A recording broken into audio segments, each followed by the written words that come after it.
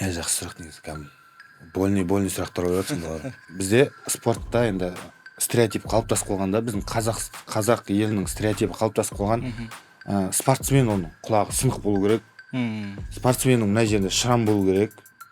Спортсмен мынандай Джакс сияқты қолдары мынандай емес, спортсмен қол мынандай болу керек. И плюс жирный не әңгіме бар, спортсмен үндемеу керек. Қанша жерден спортпен айналысса да, бәрібір бер жағында жаман әдеттер болады. Насвай атады, түсіне істейтін бар, жаңа кальянға барады деген сияқты. Бұл екеуі бір-біріне енді былай антоним нәрсе ғой, бір-біріне қарсы нәрсе. Алла аманда болса, мен ертең персті құлатып тастасам, может вообще қызық болмай қалатын шығар ешкімге. Например, да, может точкасын қойып тастайтын шығар мен ше.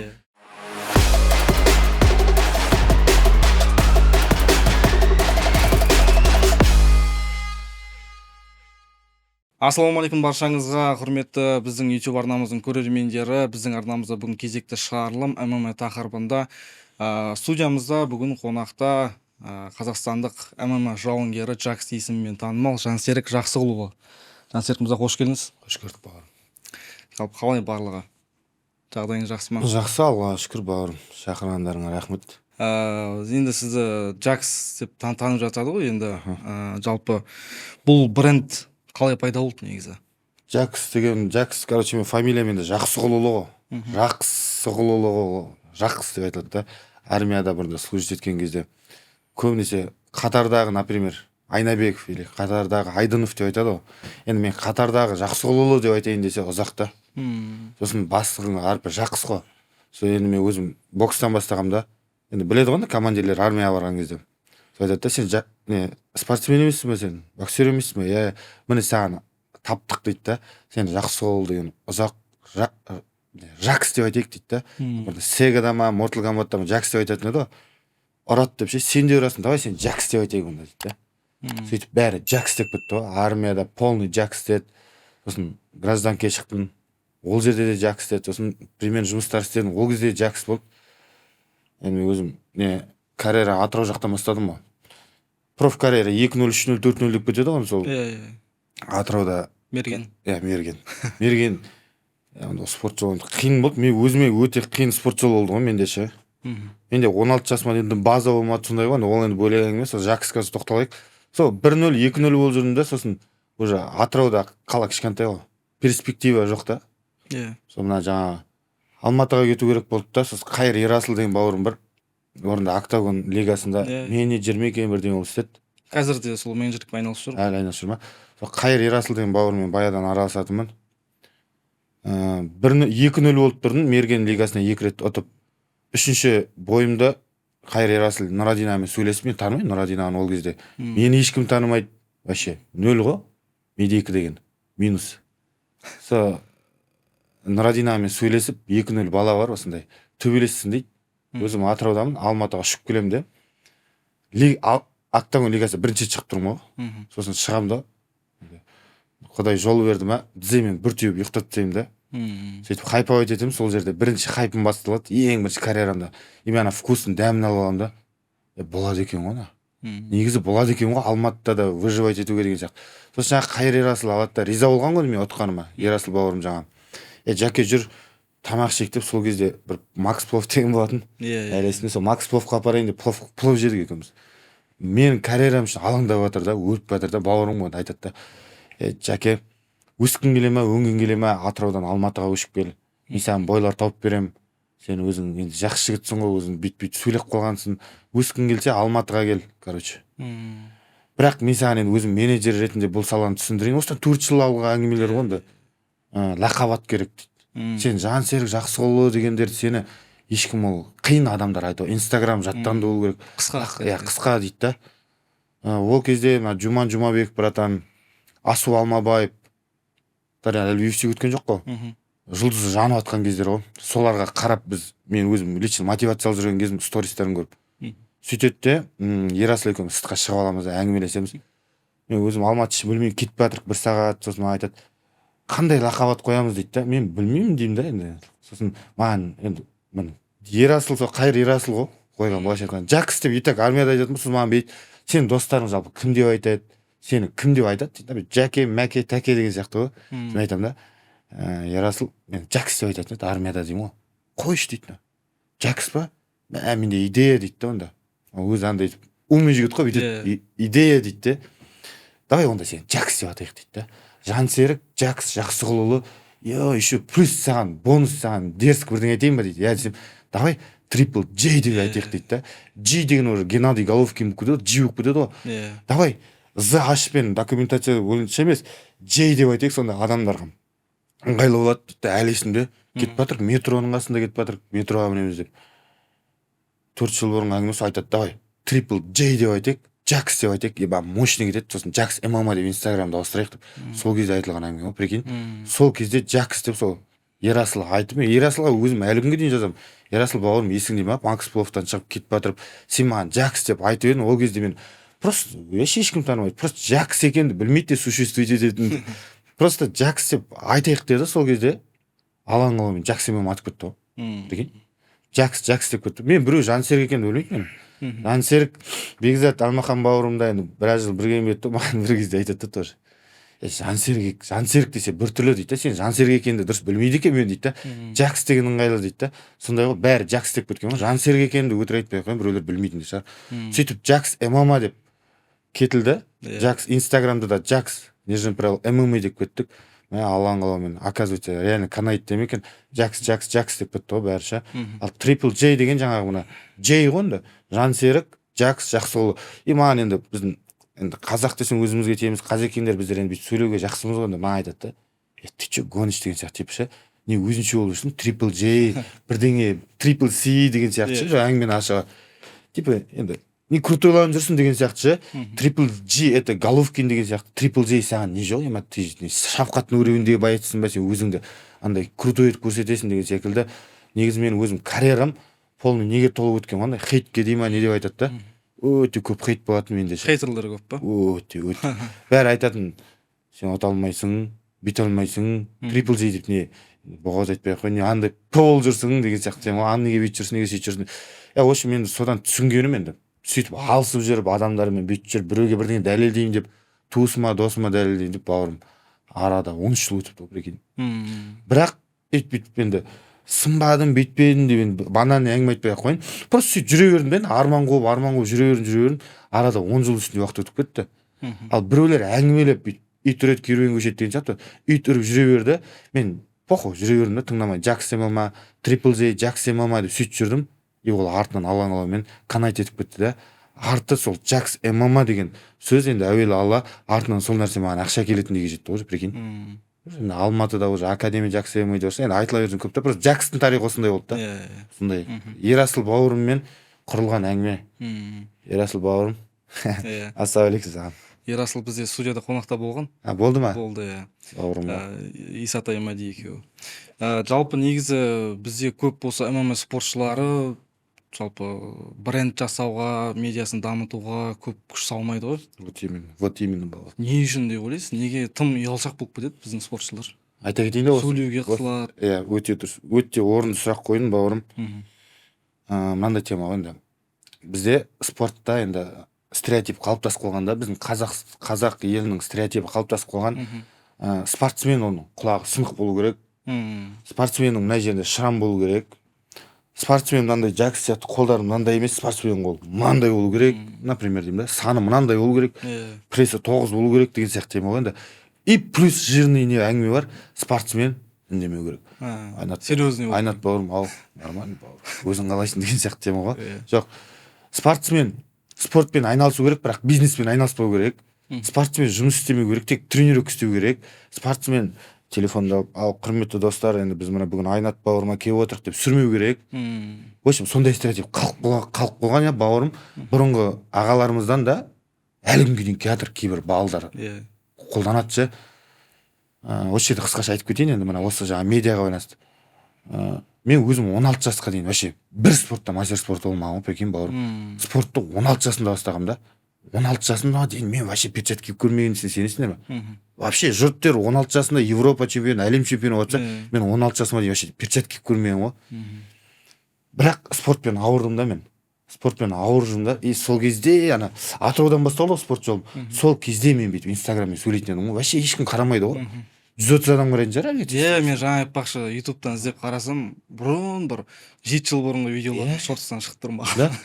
Мен өзім андай қиял болдым деймін ба, не істейді ғой, қиялилау болдым, андай необычный қияли болдым да өзім, андай арманды қатты армандайтын болдым да. Бір қызық әңгіме айтып кетейін балам. Сөйтіп жүрмін Атырауда, спортқа қатысып жүрмін ғой.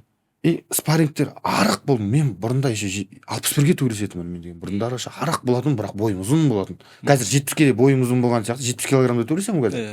Бойым ұзын ғой. Ол кезде 61 едім, бойым ұзын болатын осыдан бәлен жыл бұрын ғой. Сол кезде бүйтіп андай Джон Джонстар бүйтіп шығады ғой бүйтіп өрмелеп. Андерсон Силва деген сияқтар сөйтіп істеймін. Сол кезде тренерлер айтатын енді аттарын атап түстерін істемейін. Өздері кімне айтқанын біледі. Қиял ма мынау деп айтатын ғой. Сен қиялисың ба, сен не істеп жатсың дейтін ғой. Мен айтатын, мен армандаймын, осылай шыққым келеді мен деп. Ол кезде бірақ шығу деген ол өте қиын нәрсе еді да. Ана қазір найза, октагонға шығу ол үлкен еңбекті талап ететін еді. Енді қазір бала болда толып кетті ғой. Олар үшін оңай болып кетті ғой. Қиялдар жа. Бірақ ол кезде біз үшін өте қиын еді да шығу. Сол кезде мен армандайтынмын. Бірақ мен жететініне қатты сенбейтін едім да, бірақ армандайтын, спорттың фанаты болдым ғой. Сол кезден бастап сүретін едім ғой, жаңа сен ана медиа деп жатсың ғой, сол кезден бастап сүретін едім. Сол кезде маған айтатын, сен қиялисың ба деп. Сүре бердім. Атырау кішкентай, Атырау қаласы. Уже өспейтінді білдім да, өнбейтінді ше. Сторис қараймын, Жуман Жұмабеков пен братан бар ғой, Асу Алмабаев ше. Екеуі бір командада болған кез болды ғой, Дартимда. Капитан команда Жуман Жұмабеков, енді өзің спортта айналыссаң білесің ғой. Сол кездер ғой, дәл сол кездер. Стористарын қараймын, күнде Горельникке жүгіреді. Как он есть? Тренировка істейді. Жуман братаны Асу екеуін кәдімгі жатып алғанмын ғой стористен. Жібермеймін, кәдімгі фанатпын ғой. Ол кезде мен вообще төбелеспеген ғой профқа. Екеуінің сторисін қараймын. Біздің жақта тау жоқ. Горельникке суға түседі, қызғам. Атырау тау жоқ қой, топырақ қой. В принципе дым жоқ қой. Вообще в принципе дым жоқ енді. Дым ренжімеңдер, Атыраудікілер. Тау мау жоқ. Қызғам. Содан алдым да, бір күн алдым да, просто алдым да. Ескі машинам болды. Айдамда кетіп қалдым Атыраудан Алматыға. Жалғыз. Үй жоқ, күй жоқ, туыс жоқ. Бойдақсыз болу өзі? Бойдақпын. Айнат бауырым жоқ күтіп отыр. Мені подкастқа шақырайын, мен сен Жакс деп. Например, семья жоқ, бала жоқ, шаға жоқ, ақша жоқ, Каспий блокта. Просто арман қуып, сол сториске тойып алып кетіп қалғанмын ғой. Мында келгеннен кейін де өзімде то жаңағы медикамен қатысты әңгімен сөйтіп жүргеннің өзінде де сүріп жүретінмін да. Сол кезде сүріп жүргеннің өзінде адамдар тоже айтатын. Что творишь, лучше тренировка істе деген маған адамдар былай жетіп артылады ше. Бірақ сол медикадан айналуға келейін. Сол медиканың артынан осылай жаңа сен айтқандай болған Жакс ММА деп құрылуына себеп болды ғой. Енді сол біздің бауырлар жүргізбейді да. Мен сол кезден бастап жүргізе беретінмін. Айтып тұрмын ғой. Маған да айтқан сен өзінше ол үшін Жакс ММА, бірдің ММА деген сияқты ше. Сол кезден бастап тоқтамай жүргіздік. Арада қаншама жыл өтті. Бүгінгі күнге дейін кеше найзаның төбелесіне дейін жеттік. Әуелі Алла, екінші медик работает, конкретно работает бауырым. Оны бірақ кейбір бауырларымыз түсінбей жатыр. Что медика работает ететінін же. Сол Жакс ММАның арқасында келістіріп салудың арқасында стористарды, өзімнің дайындықтарымды, лапырып атқандарымды деген секілді арқасы салымда Тассай компаниясының көзіне көрініп, Тассайлар менеджермен не істеп, Тассаймен не істедік. Көп деген енді ол кезде өзімнен магазин жоқ болды, магазиндермен например енді костюм шалбар или там жарнама мен үшін нормально, чем вообще дым алмағаннан гөрі аласың, еще плюс флагқа бірдеңе алып шығасың, и плюс не одан плюс адамдар тани бастайды да. Например бар обидно ғой, сен Европа чемпионы, Қазақстан чемпионы или профта, например, бауырым 8 бой өткіздің делік, 5-еуі жеңіс, 3-еуі жеңіліс делік, или 6-ауы жеңіс, 2-еуі жеңіліс делік. Например, Айбек танисың ба? Жоқ, Айбек деген кім дейсі? Обидно да, сен қаншама жол жүріп, вес қуып, ана жолды істедің, бірақ Айбек деген ешкім танымайды. Инстаграмнан 1071 адам тек қана, лайгі 130, сторисін қарайтын өзінің роднойлары, тамырлары, кластастары. Обидно да. Ол жақсы ма? Лучше я болмаса еңбек етіп, тренировка істеп, соны еңбегіңді елеген жақсы ма? Бірақ енді бауырым, қазір медикада, қазір умный болып кетті да. Сен қазір халыққа просто төбелеспен, жаңағыдай классический төбелеспен. Ассалаумағалейкум, мен Айнатқа келіп отырмын деп, өйтіп адамдар таңғалдыра алмайсың да. Адамдар датауы дамып кеткен ғой енді уже. 21-ші ғасыр ғой. банальный нәрсе емес, не банальный деген сөз бар ма негізі, нестандартный нәрселер істеу керек болады да. Ерекше. Әркімнің өз стилі бар да. Например, мотиватор шумный. Шумный, өзінің стилі да сондай. Жуман братан, ол нокаутер да, ол таза еңбекпен істеп жатыр да. Ал Шафқат ағамыз сияқты ол ешкім бола алмайды ғой. Шафқат ол бөлу көруін да. Бірақ енді Шафқат Рахмановқа берілген бақ бәріне бірдей берілмейді ғой. Қалғандарымызды семья кормить ету керек қой. Например, халыққа танылу керек да.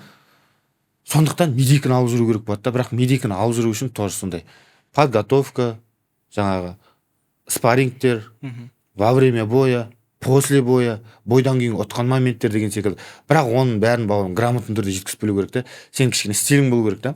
Например, шығуың стиль болу керек сенікі ше. Саған адамдар бет. Енді бір карттан 13-14 боец болады. Например, неге айнатқа біз қарауымыз керек деген сияқты тема ғой. Ал айнатқа қарау үшін айнаттың бір стилі болу керек та, бір ерекше бір білмеймін, бір шаш сары бола ма, жартысынан жоқ, оның несі жоқ оның. Білмеймін, әйтеуір мен жерім татуировка бола ма, или мен жерімде білмеймін, пресс, мен жерде жарты пресс шығып тұра ма, сондай бірдеңе. Сондай ерекшеленсең ғана халықтың көзіне түсесің. Басында ерекшеленгенде сені хейт етеді ғой. Потому что адамдардың көзіне түссең хейт етеді да. Әлі де хейт етеді мені. Бірақ Аллаға шүкір, мына Найза әуелі Алла, екінші Найза лигасына Алла разы болсын. Найза бір жетті өстім онда. Басталғаннан салды, өзім сол жақта сөйледім. Одан салды, әлі де салып жатыр. Оның бәрі түсінген адамға Найза деген Найза болсын, например, қазіргі октагонда, например, ең мықты лигалардың бірі да. Пиар машина ғой, бауырым, тазаша. Ол пиар машинаны, олар берген танымалдылықты сен таргетке жіберсең, мен өзіммен түсінеміз да, оны таргетке жібересің, например, мен айнат студия деген сияқты, оны сен таргеттен ала алмайсың да, ол танымалдылықты ше. Қанша 1000 теңге салсаң, 100 мың салсаң да бір айға сен таргет ол саған ол танымалдылықты бермейді да. Ал танымалдылық енді спортсмендерге Құдай тағала возможность беріп тұр ғой, денсаулық беріп, осындай не беріп тұр ғой, площадка. Сен өзіңді просто бренд ретінде қалыптастырып, Инстаграмды қолға алып, ТикТогыңды қолға алып, жаңағы өзіңді грамотно халыққа көрсетіп, плюс шоуын жасап, не обязательно мотиватор сияқты болу да, например, өзіңнің бір ерекше стиліңді істесең, міне саған дайын площадка тұр ғой, қаншама Найза мен октагон, қаншама 1000 деген адамдар қарайды, қаншама аға көкелер қарайды, бауырлар, жастар қарайды. Сен просто өзіңді көрсетіп, өзіңді бренд ретінде қалыптастырып, өзіңді жақсылап бір істесең, сен халыққа да қызықсың, естественно менеджерлерге де қызықсың, естественно лига басшылығына да қызықсың да. Ақшаңды табасың. По-любому лига басшылығы мен менеджерлерге қызық болсаң, ол сенен миын картқа қояды. Миын картпен прилим деген болады онда. Ақшаңды өседі, гонорарың да өседі, танымалдылық болады. Танымалдылық болған сайын уже сенің гонорарыңда, лайктарында бәрі көбейіп, уже адамдар тани бастайды ғой. Еще плюс еще тағы да движниковый не болсаң, спонсорствомен не істеуге болады. Потому что енді қазір бәрі сондайға жатқан. Сен ешкім танымай ма? Сен ешкім спонсорство отырмайды. А сен танима, например, жақсы маман, танимын ғой десе, енді естественно еңбек еттің, оларды төлеу керек қой, по-любому бауырым. 24-те 7 салдамыз, например, ше. Бірақ енді жаңа енді көп әңгіме болып кетті ғой. Андай қатып қалмау керек та. Спортсмен құлағы сынық болу керек. Мына жерінде шрам болу керек. Бауырым, ол ондай өтпейді ше қазір ше. Жетеді ондай балдар. Мен өзім уже 13-14 жыл болған шығар да, ондай балдар жетеді. Бір залда тек қана вообще дамымаған ғой әлі. Например, бір залда 40 профбоец болса, соның 8 бен 10 аралығында ғана что медик жүргізу керек. Ассалаумағалейкум, құрметті достар, тренировкаға келдім деп айту керектігін түсінген, қалған 30 әлі түсінбеген. Что медик деген нәрсені әлі түсінбеген ғой. Сол нәрсе енді. Ол білмеймін енді не үшін екенін. Бірақ бір жирный не бар ғой, не екенін айтайын ба? Ұялады ғой бауыр. Қара, мен, например, мен жақсы мама болып, мен Айнат бауырыма келдім, әңгіме айтып отырық десең, оны көреді. И не істеймін келсең деп деген әңгіме айтып.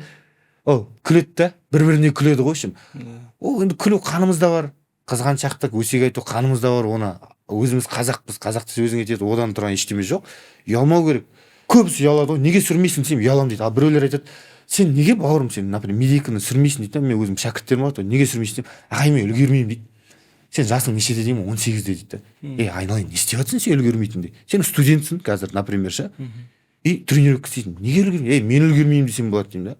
Майт қаншама спорт залға барам, складқа барам, ана жаққа ана неге барам, например, үйдің шаруасы бар, өзім тренировкам, қазір уже чемпион болатқан балдар бар, оларды қазір лигаға дайындап жатырмын осы, бой берді, сөйтіп жүріп та, мен үлгермеймін десем болады, бірақ мен үлгерем деймін да, оның бәрі мида ғой, адам андай сылтау таба салады ғой.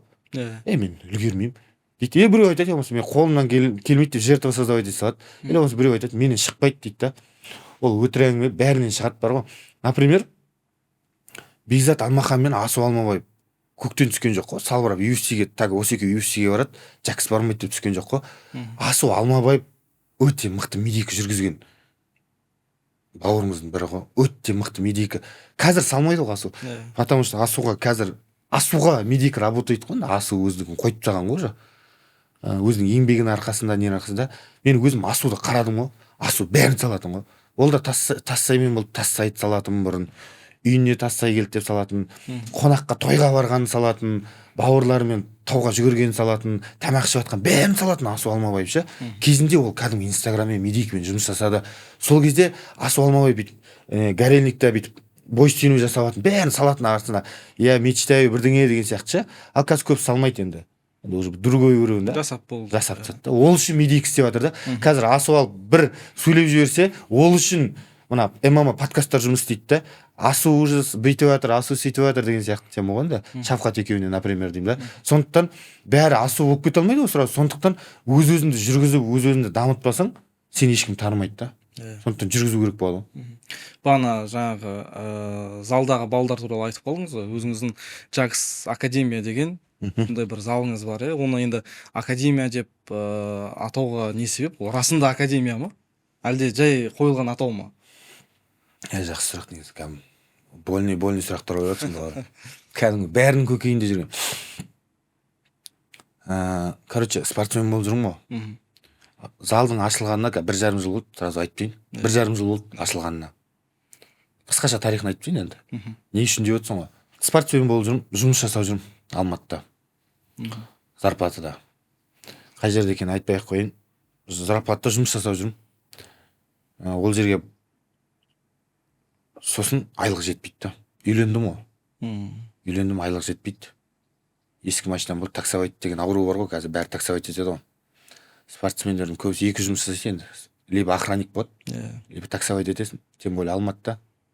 Жұмыс жасап жүрмін. Айлық жетпейді. Реально жетпейді. Квартирамыз бар, кредитіміз бар деген секілді.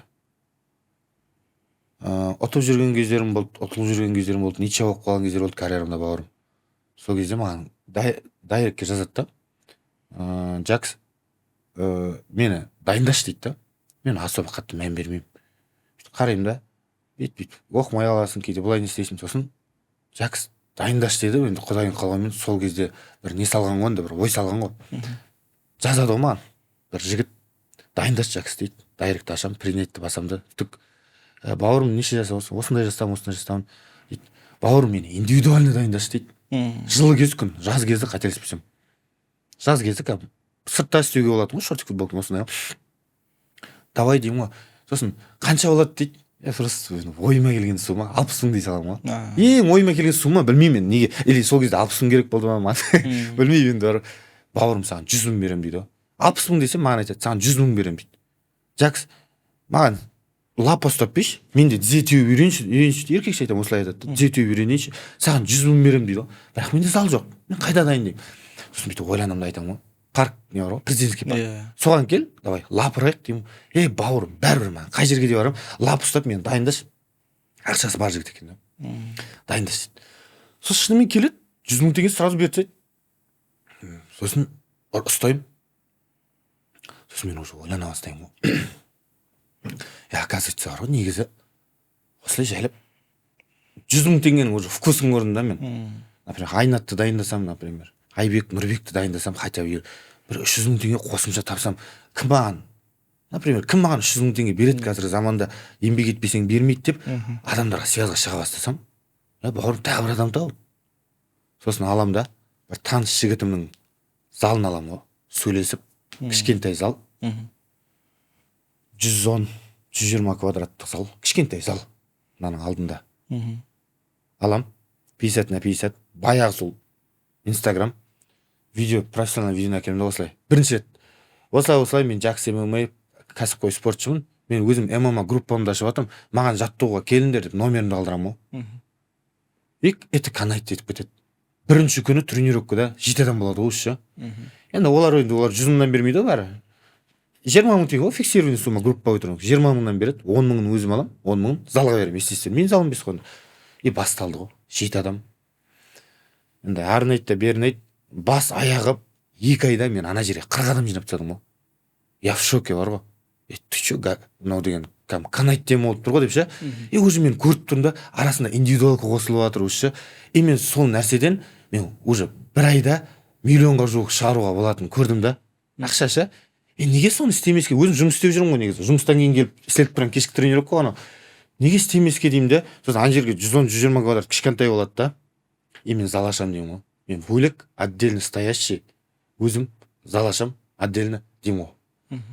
Ашам деп адамдармен өзім дос балдар бар, тоже аттарын айтпай ақ қояйын.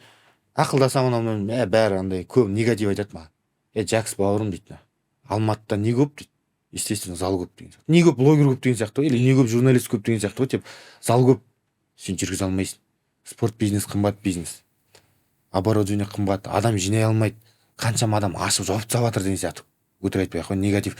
Бірақ мен негативтен не аламын да мен? Керісінше энергия аламын. Потому что мен өзім өмірімнің, өмірім демей ақ қой, карьерамнан бастағаннан негативпен басталған ғой. Мен карьерам енді 16 жасымға дейін түк мастер спорт, түк жоқ сөйтіп келген. Сол кезден бастап мен айтып тастаған ғой. Сен бала нешедесің? 16-тамын. Например, айтып тастайын сол. Айтты.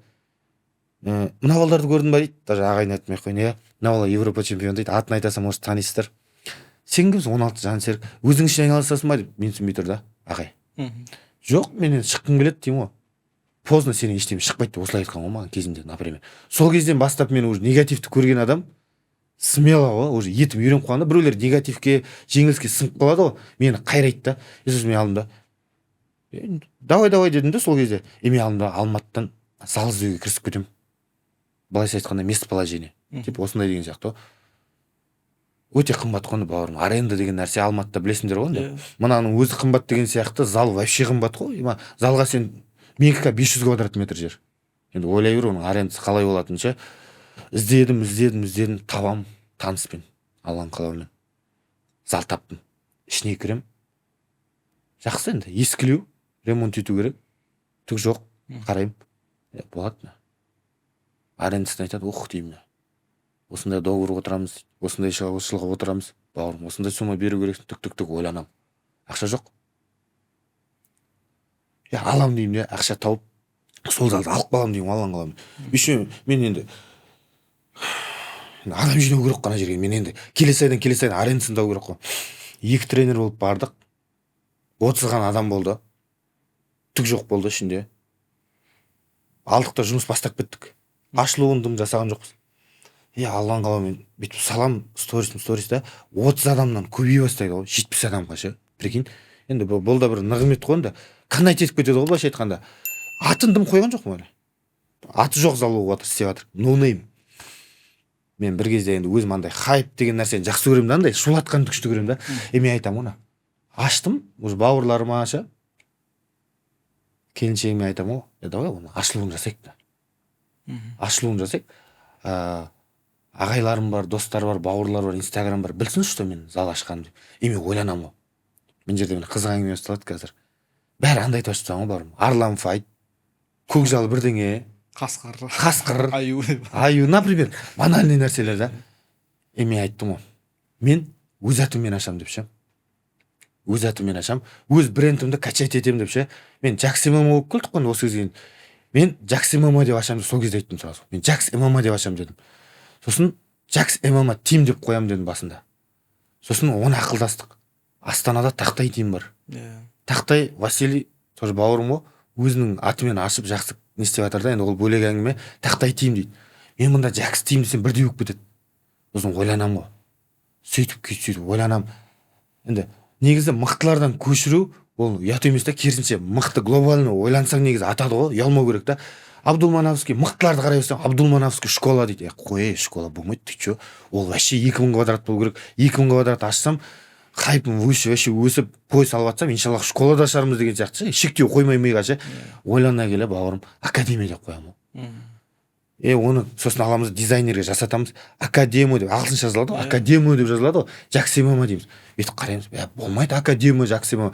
Енді неше түрлі адам бар, академия деп оқиды деймін. Айтамыз ғой. Академия деп қазақша жазайық деймін ғой. Академия Жакс ММА деп жазайық дейді.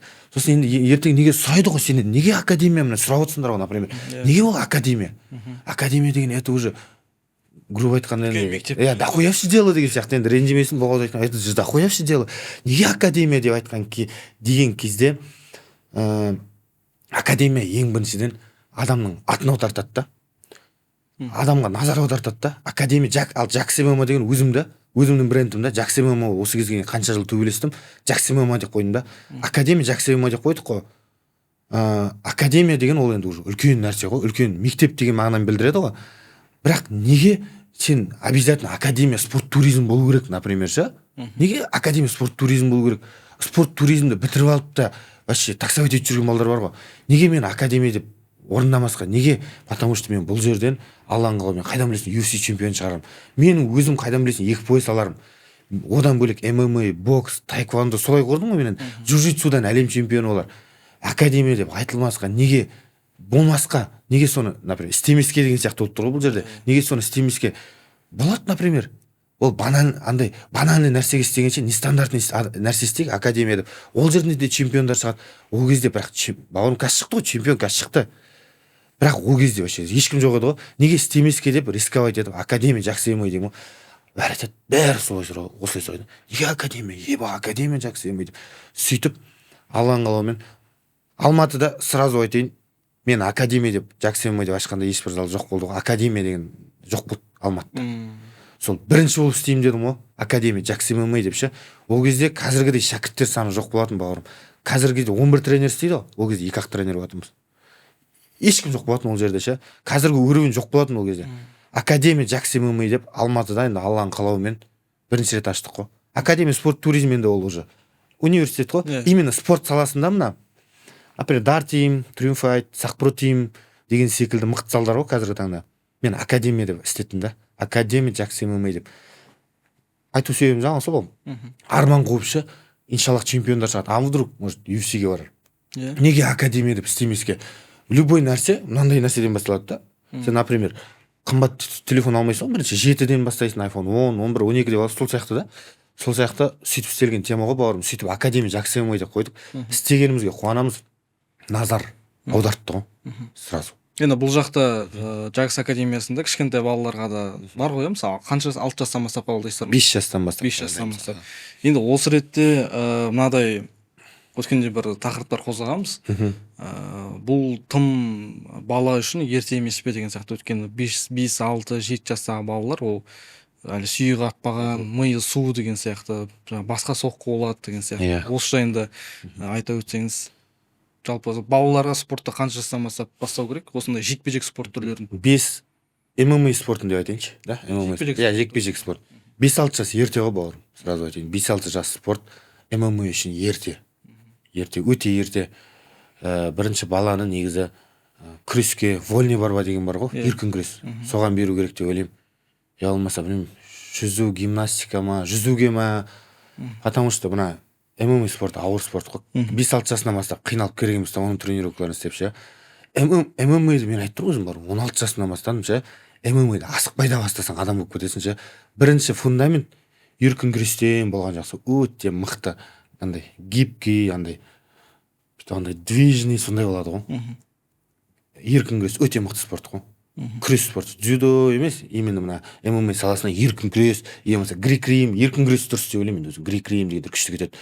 Фундаментті әбден қойып, біраз жылдар бүйтіп айналып бүйтіп істеп барып, сосын өсе келе, даже бар ғой да 15-16 жасында да сөйтіп бастаса болады бауырым. Вообще кеш емес. ММА спорт жестокий спорт қой бауырым. Қиын спорт. Бір моментте біраз спортты алып жүру керек болатын спорт қой. Боксте, рингте тек бокстесесің, вольныйда күресесің, грэплингте, партерде жасайсың да. Ал ММА-да сен одновременно миымен жүрегіңе сен сіңдіру керексің да. Сен тебу керексің, плюс ұру керексің, шынтақпен ұру керексің. Например, сен грэплинг білу керексің, вставание білу керексің, плюс муайтайский клинч білу керексің. Например, деймін да. Күресесің, вставание білу керексің. Одан плюс горельникке жүгіреміз, онда выносливости мықты болу керек. Физический данный мықты, өте көп күшті талап етеді. Өте көп күшті талап ететін спортта. Бұл жерде енді негізі мықты жігіттердің уровеньмен айтатын болсақ, өте көп күшті, мықты, нормальный уровеньдегі боецтермен, мықты уровеньдегі боецтерге өте көп күшті талап ететін спорттың бір түрі ғой. Балаболдар айтпай ақ қояйын, олар өтірік қой. Сосын мен бір байқағаным, енді спорт деген бұл жаңағы денсаулық, зорбайлық деген нәрселерді насихаттайтын нәрсе ғой, не спорт деген. Бірақ мен спортшы таныстарым, достарым өте көп. Залға да өзім бар, мысалы жаттығу жасаймын, сол кездерде мысалы байқаймын да, көбісі қанша жерден спортпен айналысса да бәрібір бер жағында жаман әдеттері болады. Насыбай атады, түсіне істейтін бар, жаңа кальянға барады деген сияқты. Бұл екеуі бір-біріне енді былай антоним нәрсе ғой, бір-біріне қарсы нәрсе. Бірақ неге сондай көп деймін да, жастардың арасында әсіресе 18-19 жаста спортпен айналысады ол да. Иә. Қазір енді айтсақ қалай болады екен енді спортна профессиональный ММА-да енді жүріп те бар ғой енді бауырларымыз, кальян шегетін бар, или болмаса не істейтін шегетіндер болар енді. Қиын вопрос, енді әркім өзінің дисциплинасына байланысты, былайша айтқанда ше. Енді қазір бірдеңе деп айтсаң, бір жастарды бірдеңені үндегендей, я болмаса өзіміздің спортсмен бауырларымыздың бір жерін ашып қойғандай боласың да. Жоқ, енді бір ағалық кеңес бәлкім, білмеймін. Нағыз чемпион болатын жігіт, енді уже 30-дан астық қой. Артымызға айтатындай кішкене құттай мына жас балдарға болар енді 15 пен 17 жас аралығында. Дұрыс емес нәрсе ғой. Мен енді өзім ондайға жоқпын. Кальян немесе шегу ішу деген нәрсеге шегіп жатқандарды көріп жатырмық. Америкадан қалыптасқан ғой, бойдан отады да, атып шығады да, пивоны түк деп ашады да, түк деп ішеді. Енді Америка свободный ел ғой. Енді біздер қазақ деген қой деген нені білетін халықпыз ғой. Болмайды ғой негізі. Қой аузынан шөп алмайды да. Енді қой аузынан шөп алмайды деп айтпай ақ қойын, андай қой дегенде түсінетін халықпыз ғой, түсінсің бауырым. Біздің әке шешеміз қой десе қоямыз ғой. Тәрбиесі. Тәрбиелі. Тәрбие бар ғой бізде.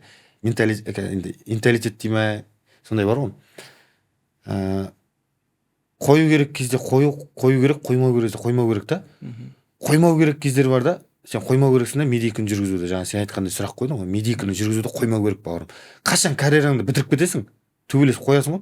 Чингартыңды шегеге іліп кеткенше сен қоймау керексің. Ол қоймау керек. Қою керек болады жаңа кальян, арақ демей ақ қояйын, пиво ішу, насыбай ату деген секілді қою керек. Егер сен сол нәрсемен айналысып жүрген болсаң, онда бауырым дұрыс емес направление жүрсің ғой. Чемпион болу үшін уақытылы ұйықтап, уақытылы тұрып, режим деген нәрсе енді оның артында біраз әңгіме жатыр ғой. Уақытылы ұйықтап, уақытылы тұрып, дұрыс тамақтанып, жақсы тренировка істеу керек болады. Ол сіз никак насыбай атып жүріп, сен былай ғана жақсы ойлауың мүмкін да, мен насыбай атып жүрсем, и так та нокаутермін, түк кетіп ұйықтаймын, спайды деген сияқты. Бірақ Асу Алмабаев немесе жақсы Шавқат Рахманов деп айтайын да, вообще қазір топ бірде тұр да. Шавқат Рахмановтың уровеніне бара алмайсың ғой. Например, насыбай атып, темекі шегіп, Шавқат Рахмановтың уровеніне бара алмайсың. Ол сияқты мықты болу үшін дисциплина бәрі мықты болу керек қой. Уақытылы тренировка деген секілді бәрі сағат сияқты жұмыс жасау керек қой. Сонда ғана бара аласың ғой. Одан кейін бізде мынадай бір түсінік қалыптасқан, ММА деген бұл зорлық зомбылықты насихаттайтын спорт түрі деп. Осыған сіздің жауабыңыз қандай болушы еді? ММА, енді ММА жестокий спорт деп айтады. ММА спорт емес, ММА просто төбелес, просто шоу қарау, бүйтіп не киіп алып, бүйтіп труси сияқты киіп алып, голый торс, екі адамның қырылуы, бұл жерде шынтақ бар, тізе соққылары бар деген сияқты айтады ғой енді. Енді жесткий спорт, жестокий спорт деп айтсам болады. Өте жестокий спорт. Енді бірақ халыққа кейде керек болады деп ойлаймын енді. Бұл да керек деп ойлаймын, себебі UFC бар ғой, Bellator бар, ПФЛ бар, например, үлкен әлемдік деңгейлерде да. Райзен бар. Райзен бар. Қатты зорлық, зомбылық деп айта алмаймын халыққа, себебі енді базар жоқ, жестокий спорт, төбелесесің, кровожадный бой. Бірақ бұл это всего лишь спорт қой. Бұл жерде рефери бар, бұл жерде пақтан тебуге болмайды. 3 точка тұрып жатқан кезде басынан бүйтіп көтеріп тастап тебуге болмайды деген секілді, көз шұқуға болмайды, ауызға қол тығуға болмайды деген секілді моменттер бар да. Бұл жерде определенный вес жасалады. Бұның артында бір бой деп ойлайды ғой, например, найза шықтық делік кеше. Ол халыққа тек карт болып көрінеді да, оның артында миллиондаған шаруа жатыр да. Менеджер звондайды, Жакс дайынсың ба? Нормально. Травма қуанышсың ба? Нормально. Например, айнат нормально ма, нормально, анау ма, вес жасалды ма деген секілді халық просто дайын дүниені көреді да. Оның артында салмақ жасалады, оның артында гонорар шешіледі, ең бастысы біздің еңбегіміз, оның артында дайындық болады деген секілді определенный правила бар. Өйтіп енді ұтылып қалса халық хейт етеді, например.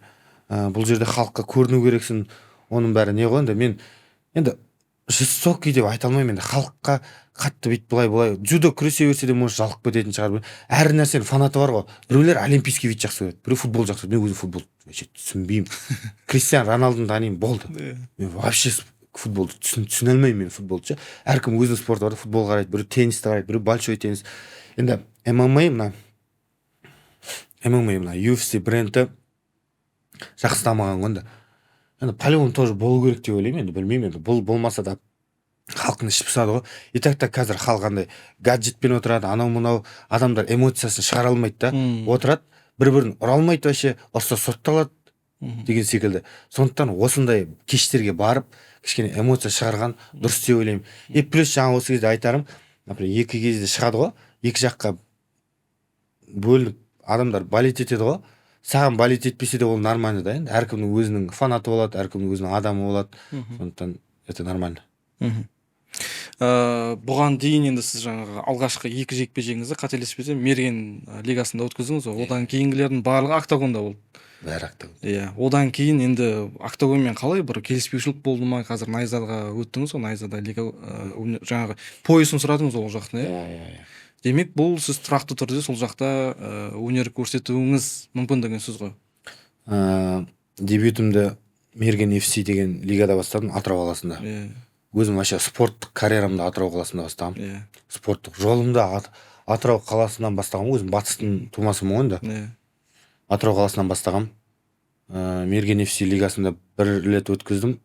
Ауыр бой болып, 2 раунд ұтылып, мен өзім негізі камбекті қатты жасаймын ше. Камбек деген нәрсені 2 раунд таяқ жеп өліп.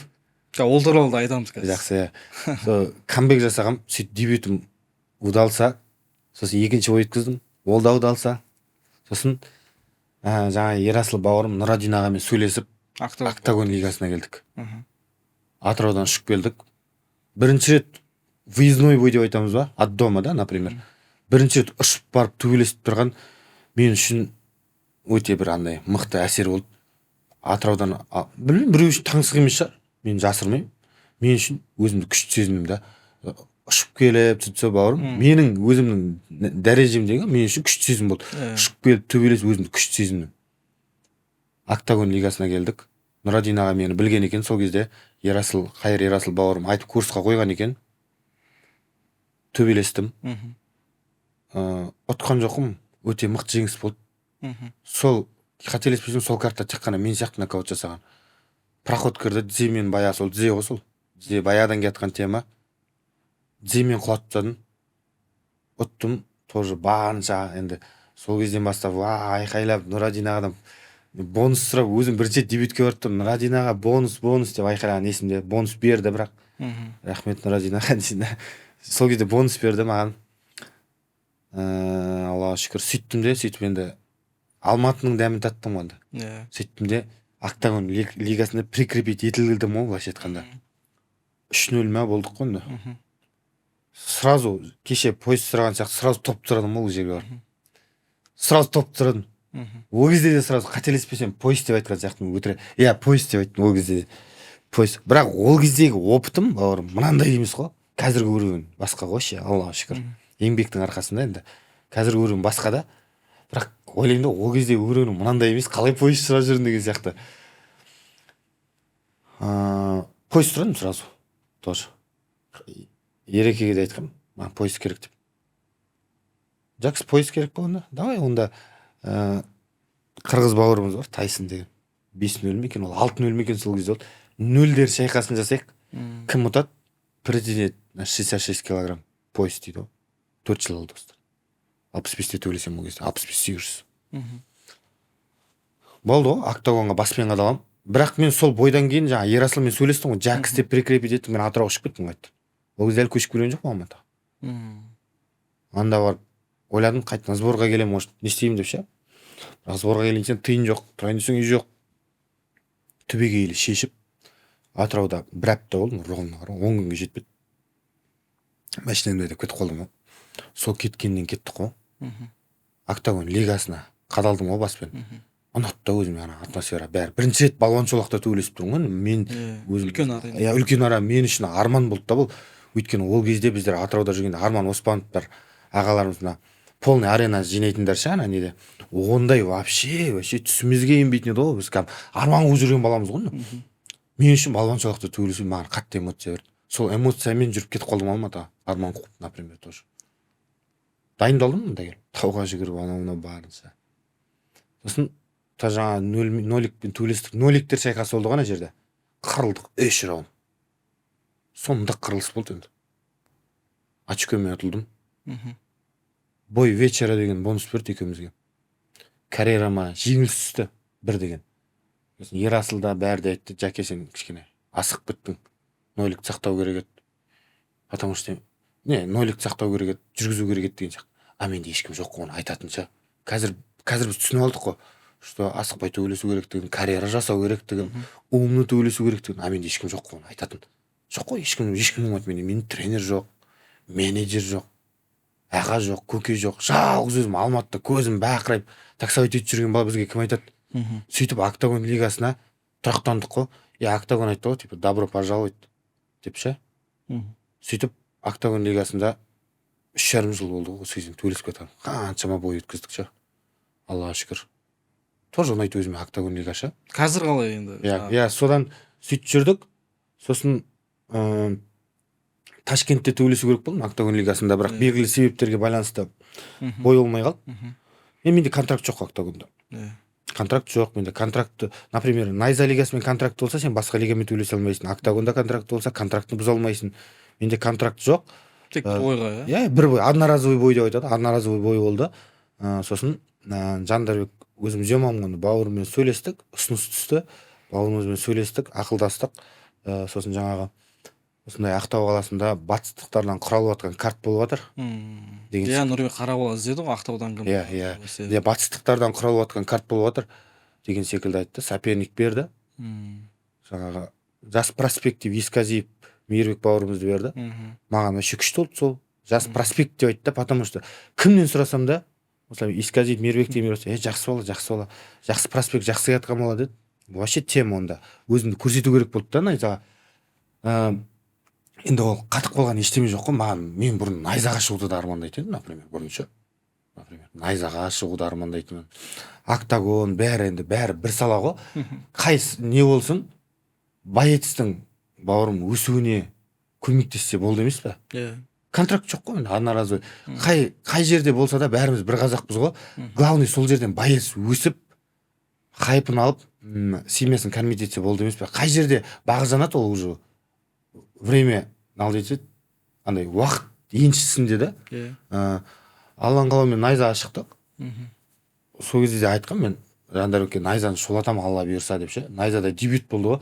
Бауырым ана 3,5 жыл бойы енді. Октагон бөлек сфера, Найза бөлек сфера ғой. Екеуі де мықты лига, бірақ Октагонда бәлен жыл жүріп, Найзаға келгеннен кейін өзім бір дебют сезінгендей сезіндім ғой, прикинь. Бір көпті бір дебютті өсейін деп жүрген сияқты. За плечами бәлем бой, былай қарап тұрсаң. Жүрім ғой, оны енді ұту керек, өзімді көрсетуім керек. Енді ұту керек деген бір ол жану емес та, енді андай ответственность ғой кішкене енді. Өзімді өз жағымда көрсету керекпін, анау-мынау деген секілді. Бірақ мен өзім дайындығыма 100% сенімді болдым мен, потому что мен всегда әрбір бойыма мықты дайындықпен шығамын. Просто жүріп, атыс жүріп, шығасың ба, давай шығамын, шығып кетпеймін, дайындалып шығамын да каждый бойға. Мына бойға да дайындалдық.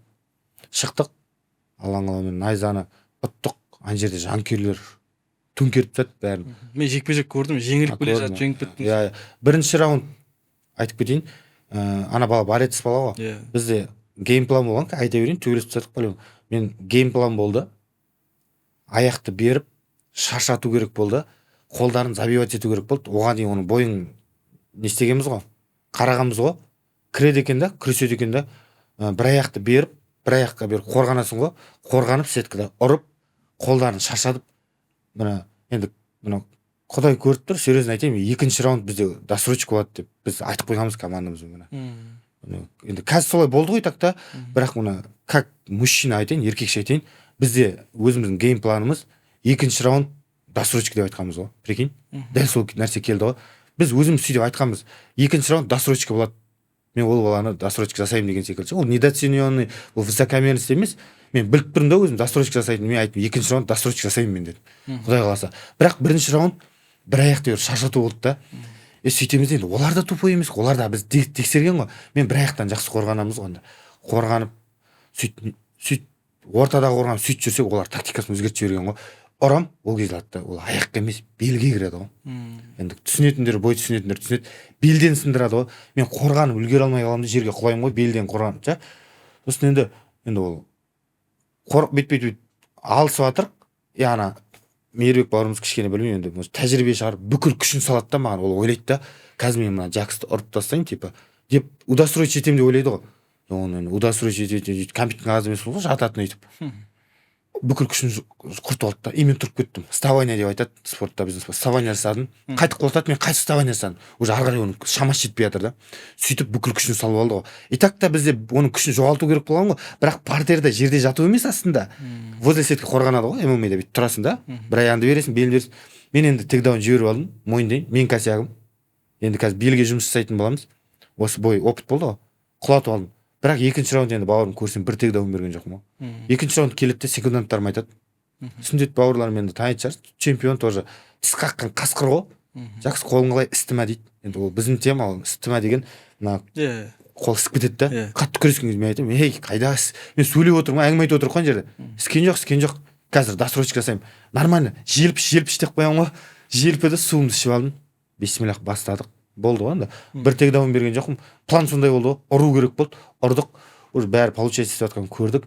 Уже енді уже ары қарай түк по плану кетті ғой. Уже досрочка ету керек болды. Досрочка еттік қой, құдайым. Сосын енді ал мына сөйтіп бардық енді, сосын сөзімізді сөйледік, анау-мынау.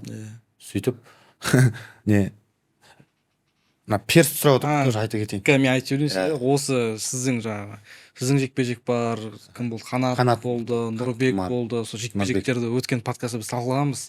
Сол кезде мен мынадай бір сын ба білмеймін енді, сіз сол персті шақырдыңыз ғой, Мұхаммед Хейбати. Мен айтқам, неге біздің қазақстандық жауынгерлер осы орыстың қалдықтарына қызығай береді деп ше. Өйткені оның алдына Санжар Тәжиевпен шықты, Мұратбек Қасымбаймен шықты. Біздің қазақстандық матчмейкерлер, менеджер, промоутерлер көп шақыра береді да. Бірақ ол Ресейде өзінің қызығушылығын жоғалтқан, және Ресейдің аудиториясына ол қызық емес. Біздікілер оған қайта-қайта қызығып жатыр деймін да. Негізі ауыса береді деген. Хейбати несімен қызық болды негізі? Короче, медиасы қажет па? Былай ғой бауырым, енді айтуың дұрыс. Хейбатилар ана жақта уже құлап андай болып қалған ғой. Қызық емес та. Хейбати қойшы демалыс деп айтады өз жағында. Неше түрлі андай подкаст дейміз, андай өздерінде бірдеңелер болады ғой, Дом 2 сияқты бірдеңелер. Сол кезде де айтып жатыр, Хейбати аузын жапта демалшы натуре деп айтып отырады ғой. Енді неге сендер оны әлдеқандай ете бересіңдер деген сияқты тема айтып тұрсың бауырым. Өте дұрыс, өте орынды ол әңгімең. Бірақ біздің жаққа бұл жігіттердің әлі медикасы жүріп тұр да. Біздің аудитория қызық әлі. Біздің аудитория қызық, еркекше айтамын, қызық. Мен енді өзім сөйлегенді бойдан кейін жақсы көремін да. Сөйлеу керексің ғой. Ұзақ сөйледіңіз анда. Сөйлеу керек болады да. Бұрында октагонда да осылай сөйлейтін едім. Мен октагонда, может сен мен көрмеген шығарсың. Октагондан қазір сөйлеп тұрған жоқпын. Октагондан бері солай сөйлеймін ше. Өзіме сөйлеген ұнайды. Еще кейде бүйтіп ортада андай жүргізетін дейді. Бір кездер болған сөйлемей жатқан, бауырым сөйлеймін деп сөйтіп жатқан кездерде болды менде ше. Өзіме енді ішімде бөліскен жақсы көремін да өзім. Сөйтіп енді бөліспесең ішіндегі кім біледі дейді ғой қазақта. Қалып қояды да. Сол мен өзім екі персонаж болды. Хумайон деген бар ғой тоже. Найзада. Енді хайпы мықтылары қарап тұрмын да, Хумайон деген болды. Өзбек жігіт қой, Өзбек жігіт, өзінше ол жігіт тоже. Миллион бірдеңе подписчигі бар. Сосын енді жаңа перс болды, тагым болды. Қалған ешкімді көрмедім бір андай. Сосын сөйтіп қарадым ғой. Сосын маған Хумайон деген болды. Сосын айтты, Хумайон не істейсің? Өзбекілер толып кетеді ертең, анау мынау бірдеңе деп тұрар ғой. Үйті ол сенімен шыға ма шықпай ма ол білмеймін. Давай Хейбати дұрыс деген сияқты ақылдасу болды ғой енді. Перс дұрыс. Неге? Потому что енді андай болса да енді бізге может қызық болып тұр адамдар әлі. Енді қызық болмаса Мұратбек Қасымбай бауырымызды алдында шақырып жатыр тошы. бірдеңе деп жатыр деген сияқты. Например, Мариф Пираевта уже тез шыққан деп ойлаймын мен, например. Бірақ әлі төбелесіп жатыр ғой. Кеше не Фаниль бауырымыз мықты бой болды деген секілді ғой. Әлі уже адамдар қарап жатыр да. Сен не қарадың деп ойлаймын. Значит, әлі бір-екі жылдықта әрі, может, енді Алла амандық болса мен ертең персті құлатып тастасам, может вообще қызық болмай қалатын шығар ешкімге. Например, да, может точкасын қойып тастайтын шығар мен ше. Одан кейін уже қызық болмай қалатын шығар. Енді айтып кетейін әңгімеге. Сол жаңа енді қызық қылып шақырды ғой оны. Гонорар үлкен дейді. Анау өзінше ол бірдеңе деп сөйлеп. Бірақ Нұрбек деп қойған кісі Санжар Тәжібаев па? Тәжиев, енді ренжімесін бауырым, қайта айтып жатсам. Санжар бауырымыз деп айтайын. Санжар бауырымыз ғой, өзіміздің бәріміз бір бауырымыз. Санжар бауырымызбен шықты ғой. Бірақ мен Санжармен перс төбелесетінін білмеппін. Мен естімеппін. Андай, олардың бойы болатынша. Енді перс деген енді кішкене мидиксі бар жігіт қой енді. Лайктары көп. Енді қазақтардың да кейбіреулеріне қызық та. Қызық деп ойлаймын, маған бәлен адам жазды ғой. Перс анандай, перс мынандай, перс тайырс деп. Значит, персті әлі былайша айтқанда енді андайды көреді да кішкене ше. Ан жақта қызық болмаса да мына жақта былай көреді да. Сол олардың бойын кішкене енді гонорар үлкен дейді да, раскрутить ету керек еді да бауырым кішкене ше. Перспен осылай шығайын деп жатыр деген секілді сөйтіп кішкене енді қаншама гонорар төлеп әкелсе енді бойды раскрутить етпесе бауырым. Баю быть деп айтады ғой, баю быть болса конкретно халықты қызықтыру керек қой. Перс былай не только перспен шықсаң да, айнатпен шықсаң да деген сияқты сенің қазір жекпе-жегің халыққа қызық болу керек қой. Сол кезде ғана сен мидикің өседі ғой. Мен естімедім өзім. Тек қана face to face күні көрдім, тек қана сол болайын деп жатқан мә деп. Сосын екеуінің бойын көрдім. Санжар бауырымыз екеуміз төбелесті екеуі. Жақсы бой болды, бірақ күресімен алып кетті ғой перс. Санжар ударник қой. Ударник қой, больше номадқа не істейді. Ана химичный бык болып алып кетті да. Мен оны көріппін да, мен что мен оны ала аладым, смело ше. Күресім былай да былай уровень жететін ше. Енді соңғы рет қазақ бауырымызды ұтты, яны өзінше болып жүр, бірдеңе деп ше. Типа соған еще қазір хайп әлі болып бір жылдықта әлі болады ғой. Сол моментті не істейін деп айттым да, Хибати кел төбелесек, сен мен қазақ бауырымды ұттың. Кел. Сен күшке тойып алған ағашсың ғой по-любому. Осы сәтті пайдаланып айтып қалсаңыз да болады, сонымен айтып как раз айтайын да. Подкаст. Хибати, вот про тебя тоже говорим, вот в подкасте. Давай, принимай бой, принимай вызов. Атаңның құнын сұрай берме лигадан. В конце ноября, хоть в декабре, какой дата хочешь, давай подеремся. Твоя борьба мне не пройдет 100 на 100. Смело подеремся, я тебя не чувствую. Бірінші контрактке қол қой, сосын арғай сөйлесеміз ғой, смело, алла берсе. Ол бір андай біреуге секіре беру, воздухский әңгіме емес, конкретный, енді в делах көресің жоқ, құдай қаласа ше, анау қабылдаса болды, тек ше қабылдап келсе болды. Енді менікі енді сәл басқалай төбелесіп жатты ғой мен ше, алла берсе, сондай тема. Аямай ұрам дейсіз ғой. Сұмдық ұрам, урон болады ғой. Примерно бір, может, 3-ші раундтарда, құдай қаласа, иншаллах, досрочка болады ғой берсе. Потом кішкене ударға шыдайды да, басы добалдайды. Ұрып кішкене 3-ші раундта досрочка болады, технический нокаут берсе. Бұл жекпе-жекті біз жақсы күтеміз енді. Сендерге жалпы олай. Енді сен айтып отырсың жаңа ана жақта тез шыққан дегенмен, бірақ қызық шығар деп ойлаймын да. Бұл жекпе-жек аздау болса да. Именно сізбен қызық. Қызық, сол бәріне қызық деп ойлаймын. Көп адам жазып. Сол мен өзіме де қызық та, бірақ мен жайдан енді мен бостан-бос қойын шақырмаймын ғой. Смело да, сол енді организаторлар бұйырса ұйымдастырып берсе, мощный бой өтеді. Және де халық күтетіндей етіп қыздырамыз ғой бұйырса ше. Ол андай воздухский әңгіме емес та, конкретно жақсы бой болады негізі, алла бұйырса ше.